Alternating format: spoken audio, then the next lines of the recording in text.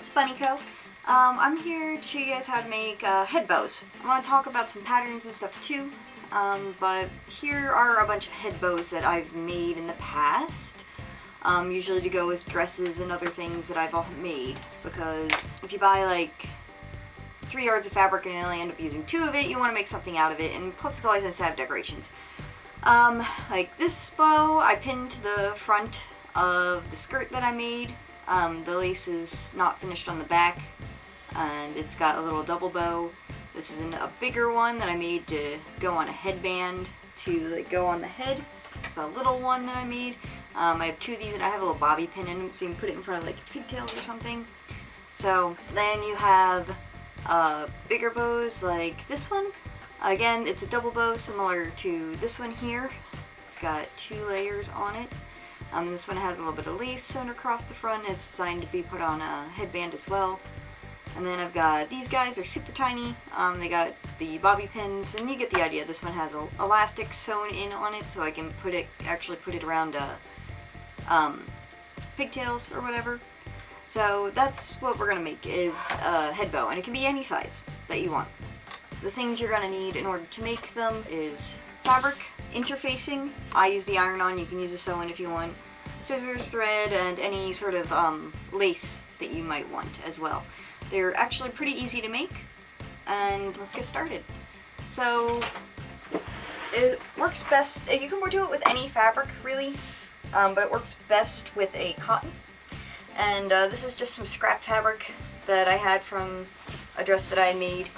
And scrap fabric's like the best thing to make these out of. It's also nice, maybe you can make some bows for your friends for gifts or whatever as well. And if it's a print fabric like this, you're going to want to try and pick a print. And now keep in mind that when you make these, it's not the center that you want it on. You want it on the edge. Generally, a rectangular shape works best. If your fabric isn't square, you should like trim it to be square. Let's see here. I didn't make a mock-up of this one like I normally do, so we're gonna figure this out together because it's been a pretty decent time since I last made a head bow. So let's see here. 1, 2, 3, 4, 5. Alright, let's roll 5 inches. 5 inches on. 1, 5. That looks like a good height. I'll add in the 6 for the seam allowance. And then 1, 2, 3, 4, 5, 6, 7, 8, 5. Yeah, I'll add 9. So, alright. There's my T-square. So I decided on 5 by 8 and increased it to 6 by 9 for seam allowance. Just chalking out my line here so I know where to cut.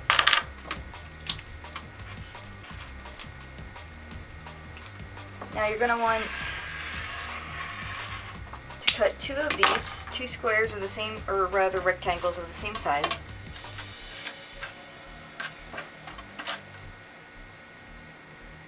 One, 2, 3, 4, 5, 6, 7, 8, 9. 9 is what I decided on, right? I don't know why I'm chalking when I could just be cutting, but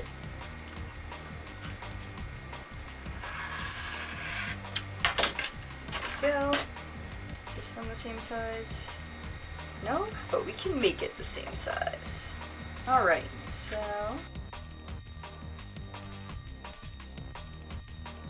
okay. Now what you're going to want to do is get a piece of interfacing. Okay, interfacing. And cut out interfacing for one of the sides. It doesn't matter which side.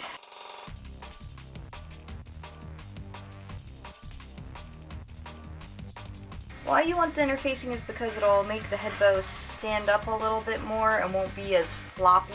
Basically, if you don't put the interfacing in, the bow will be like super limp. And while that's fine if you like a limp bow, that's great. But the interfacing just gives it a little bit more stiffness, so it'll stand up more like the bow should, or that you're used to.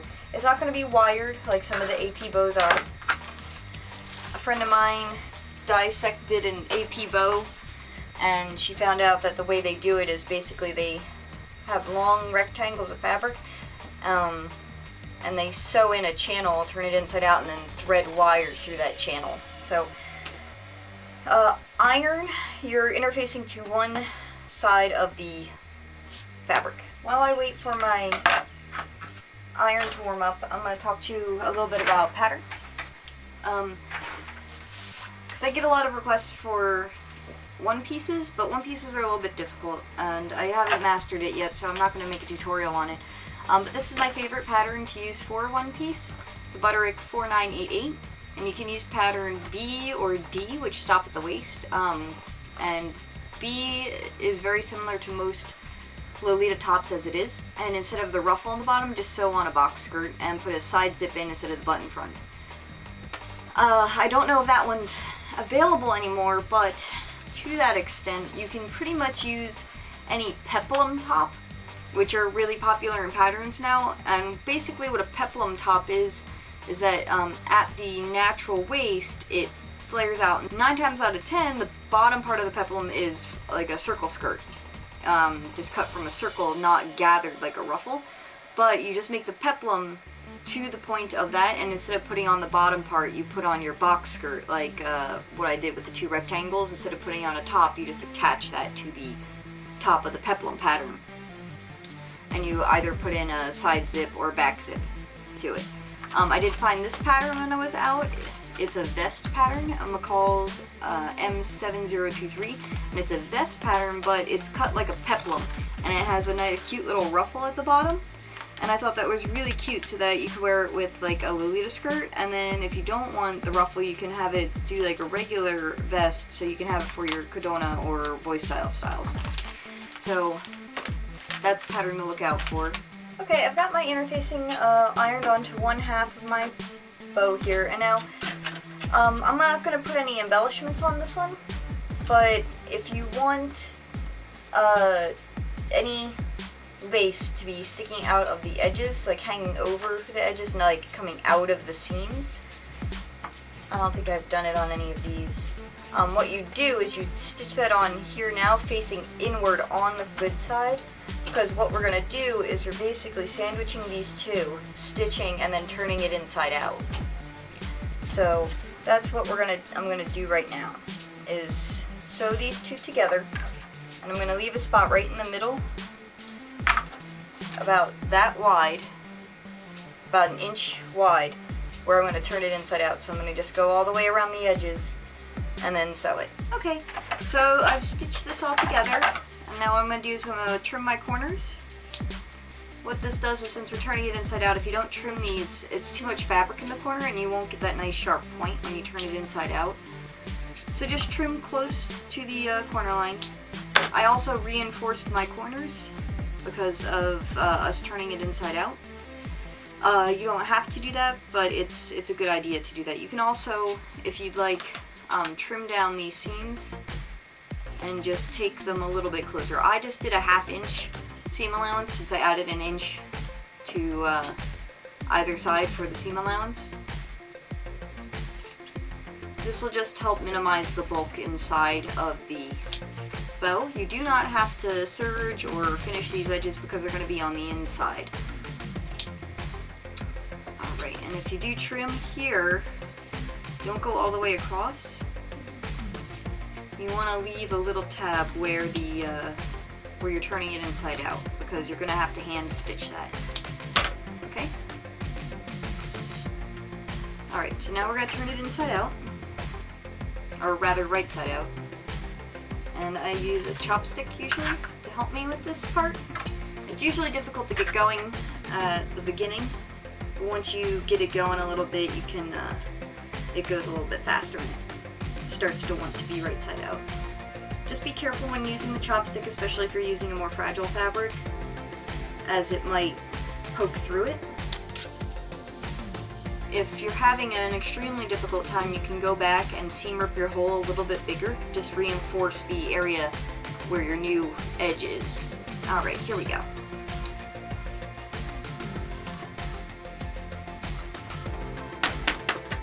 Alright, now reach in with your chopstick and poke out those corners. Run your chopstick along the seams and just push into the corners and try and get them to a nice point.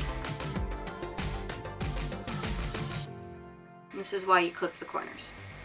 There we go. Now we have like a little poofy pouch. Now go ahead and iron this and make sure you press all your seams. I've ironed my little square now, and you can go in and slip stitch this closed if you'd like to finish it all sorts of nice. I usually don't, because since it's not being washed or anything, I don't have to worry about it being turned inside out. Now if you want to add lace or beading on your bow, now would be a time where you would just go ahead and stitch it on. You can do this ahead of time. Before you flip it inside, you can stitch it on, that way it'll loop in and go inside the seams. Or you can do it on top now. Whatever type of decor you have, you can either do it now or before. If you want to do a second bow and get something similar to like this, where I have two bows, you go ahead and make another bow now that's a little bit smaller and just lay it on the inside here. If you're just going for a singular bow, what you're going to do now is fold it up. I just fold it in half and then fold these two in half. And you can see you already have your bow shape there. And what we're going to do is make a piece to go around the middle and then put that on there. I think I'm going to go ahead and make a second bow just because it adds a little bit of extra bulk and isn't quite as skinny in the middle when I do that. So I'm going to make a second bow, and then I'll come back and we'll talk about how you're going to make the middle part. That hood was getting a little warm, so I had to take it off. Okay, so I made my second bow, and I've got it here. I'm just pinching it in between the other one, and I got a fold set that I kind of like. So I'm just going to put a pin in it. Don't stab through your finger. And what we're going to want to do is create a thing to go around it. Now, you can use ribbon. That's fine. If you're making a small one, you can use bias tape even. But I think this looks nicer if you actually use the fabric. Oh, here's one where I had sewn the lace on first before turning it all inside out. It goes nicely into the seam there, if you can see that. Maybe. But what you're going to do is just going to get a piece of scrap fabric. Take a look and see. I'm thinking about 1 inch would look nice. And you're going to take your fabric and fold it in and sew a little tube, basically. Take a piece of fabric, fold it in half, stitch it, and then turn it inside out. So you're going to end up with a little tube, and you're going to wrap it around and then stitch it on. You just want to make sure it's long enough so that you can wrap it around. Let's not cut off Thor's face. Right about there. So I got about just over 2 inches. I'm going to go ahead and sew this right sides together close to the edge and then turn it inside out. I've sewn this really close to the edge. Hopefully you can see that. And we're going to turn it inside out. You can use a chopstick or your fingers. If it's for a smaller bow like this, don't bother sewing it because it's going to be far too difficult to turn inside out. Just fold the edges in like bias tape. I'll show you a piece in a minute in case you don't understand what I'm talking about. And now iron this so that your seam part is on the back, okay? I've got a piece of bias tape here to show you in case you don't know what bias tape is. You buy it in a pack. You buy bias tape in a pack like this, and you can get single fold or double fold. This is single fold, and this is what I'm talking about. So it looks very smooth on the front, and it's just a piece of fabric that's been cut on the bias that has had 2 sides folded over and ironed in. So if you can use this for the middle of very small bows, like this, or if you want to use the fabric that you're working with to make everything match, instead of making a tube like we did here, just take your fabric and fold it in like bias tape. It'll be fine as long as you don't like send it through the wash. You'll be okay. And just iron that flat, okay? So once you have your piece, there are 2 different things you can do. Most people, when doing this, do it by hand. I don't like doing that, but sometimes it's necessary. And what you're gonna do, if you do it by hand, is you put this on the front, and then on the back here, you fold it in a little bit, the raw edges, and then you put them together, and then you hand sew them together. I feel that's a little tedious, and since I have a machine, I don't like doing anything by hand if I can avoid it. So the other option is to take it, and then with the seams, both on the outside, sewing that once again turning it right side out, and then folding up your bow and sliding it on. And I like doing it that way because nothing's stitched together. You didn't accidentally stitch through the bow, so you can actually slide a head bow through the loop and put this on like a headband. If you hand sew it, you run the risk of actually stitching through the actual bow, which is not a bad thing, but then you can't slide a headband through the loop. It's all on personal preference. I'm going to go ahead and put these seams on the outside and sew this. I might just serge it and then turn it inside out, and I'll show you how to put it on. I've gone and I've stitched this side, and just gonna go whoop and turn it right side out. If you want, you can go ahead and press this flat. I'm not going to. Once again, if you can sew a stitch through this to keep it permanently like this, probably a good idea. I guess I'll do it. I normally don't, and I just trust this to hold it in the shape. Here we go. Let me just be lazy as per usual and see if I can't get it to keep the shape and shove it on without having to sew it. If I have to sew it, I'll sew it. I mean, it's not that big a deal, but like I said, I try to avoid hand sewing anything these days if I don't like it. Now this can be difficult, so maybe hand sewing it around the middle is more to your style. Yeah. See, I made this a little loose, so it's not going to hold on tight. I'm going to go back and stitch it a little bit tighter because it's a little loose on there. Okay, I've gone and made it a little bit tighter, and let's see. Well, that's the problem, is why this is the difficult way, is because if you stitch it tight enough to hold it right there, it's very difficult to get on and slide down. Alright, so there we go. Got a little bow. If you'd like, you can take an iron and press this flat. That'll help flatten in the bow ties and help prevent it from tubing the way that this one is. With sliding it on, like how I did, you also run the risk of this piece like rolling around to the front. Let me press this one so you can see what it looks like. Here we go. I went and pressed this one. You can see how the middle section's flatter. And it uses a lot of steam, and it pretty much keeps it, or you could steam it. And then you can like puff them a little bit like that, and you got a little nice head bow for your head, or you can pin it on the front of your skirt. I also apologize for being in a sweatshirt and nothing nice for y'all, but it's pretty cold and I didn't feel like getting dressed up for nothing. And the part that you didn't sew should be hidden under this and not all too visible. If for some reason it's opening, just go back in and slip stitch it. If you don't know what a slip stitch is, just Google it. It's really easy to do. So there we go.